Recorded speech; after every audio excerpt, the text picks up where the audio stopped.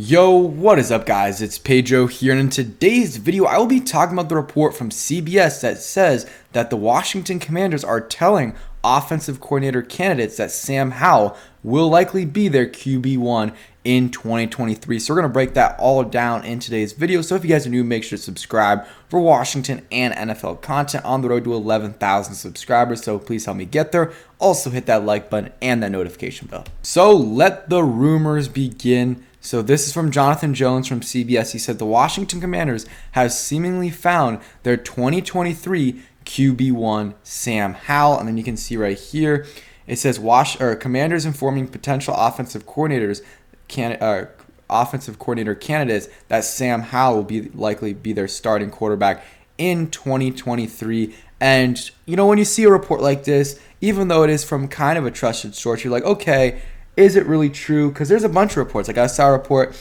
that the Commanders might be interested in Derek Carr, stuff like that. So I don't know if I'm going to make a video on this. But then you see reports from John Keim, Ben Standig, Matthew Paris, all kind of confirming it. And let's go through real quick and read what they're saying. So this is what John Keim says. Here's what I know about Sam Howell and QB1. Enters the offseason this way. As Jonathan Jones reported, Washington has told some offensive coordinator candidates, but he still has to secure the job. Other options will be discussed as well. In other words, long way to go, but he's starting from a good place. So they're basically saying he's QB1, and if a good option arises, like really, really good, of course, like if a good option falls into their lap, Sam Howell isn't going to prevent them from pursuing that option. But right now, the options don't look that great. There's a couple potential options like Lamar Jackson. I like Lamar a lot, but if you think about it, to get someone like Lamar, you're gonna have to trade a ton.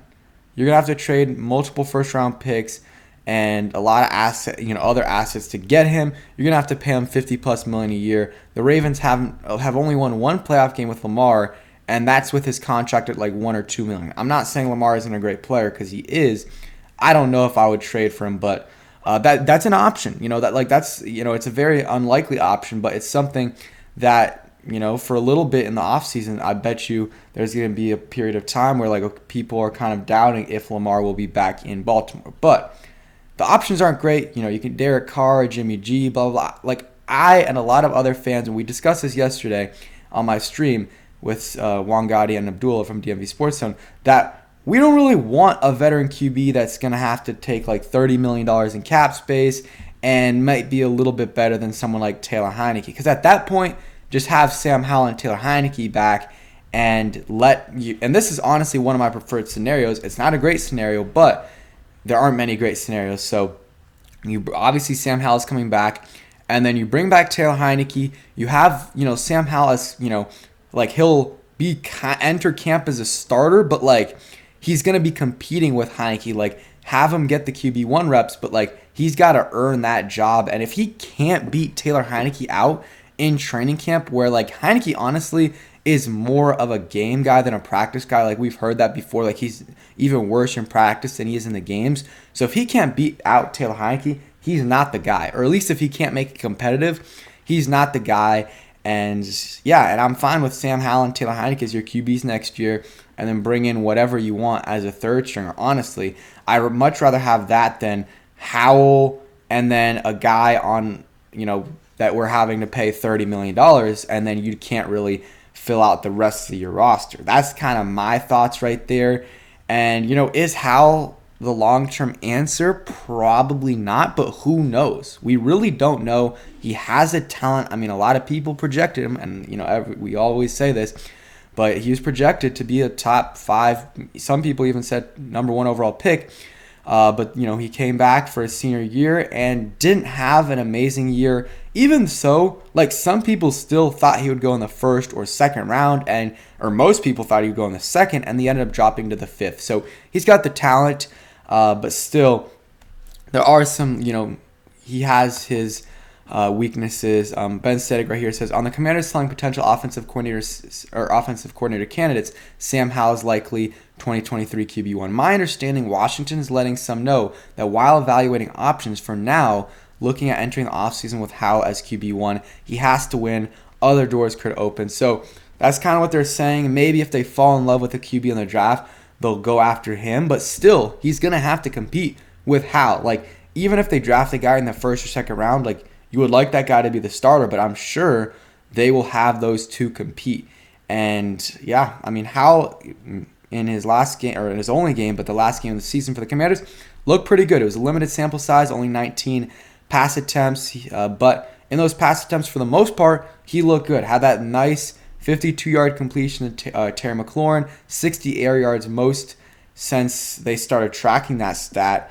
And then he also had a couple other good throws to Dotson and stuff. Had a couple not so good throws like the pick, and there was one other throw to Terry that wasn't great, but he also had a good throw that was dropped. But that's to be expected with a rookie QB making his debut. He's going to have some great plays, going to have some not so great plays, but we saw the talent there. He's got good arm strength. He's good as a runner. Like, we saw, like, he's not super, super quick. He's above average speed for a quarterback, but he's able to read lanes, and also he's just like a bowling ball. Like, he will run through people and make people miss as well. So he's a very underrated runner, and he's just a different runner than Heineke. Like, I think Heineke, his first year here, maybe even his second, like, he's a little bit quicker maybe than Howell, but he can't really read the lanes as well, and he definitely can't break many tackles because he's very small and he can get injured. But I definitely am intrigued by Sam Howell for sure, and we saw this report as well. And I'm all for giving Howell the chance to be a good starter because, okay, if he plays terrible, well, hopefully we get like 4 or 5 wins and we really commit to the tank at the end of the year and go to get a good draft pick. Probably not going to happen. I don't think our team is bad enough to get a top 3 pick just because we, like, this year, even with like all the bad positions our offense has put our defense in, they finished like top 5 in a lot of categories, and they're probably going to get better next year. I don't think they'll lose Payne. Like, I think they'll at least franchise tag him.